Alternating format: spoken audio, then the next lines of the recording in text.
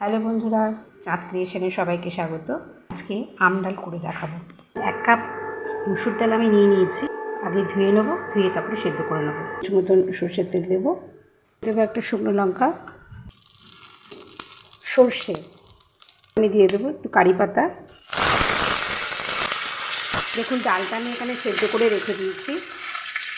আর এখানে একটা আমকে আমি স্ট্রেনারের সাহায্যে খুব ভালো করে ঘষে নিই। ফোড়নটা দেবো এই কোরানো আমটাকে আমি দানাটা ছাড়িয়ে তারপরে স্ট্রেনারে ভালো করে ঘষে।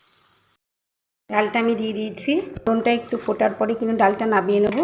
নুন দিয়ে ডালটাকে সেদ্ধ করা হয়েছিল, সেই জন্য লবণ আর আমি দেবো না। দিয়ে দেবো হলুদ, একটু চিনি। আম কুচিয়ে আম কেটে করি, আমগুলো গোটা গোটা থাকে, এরকম কুড়িয়ে একটু আম কুড়িয়ে করে দেখবেন, ভালো লাগবে। দেখুন ডালটা কিন্তু হয়ে গেছে। দেখুন আম ডালটা কিন্তু পুরো আমার তৈরি হয়ে গেছে। এখন গরমের দিনে কিন্তু এই আম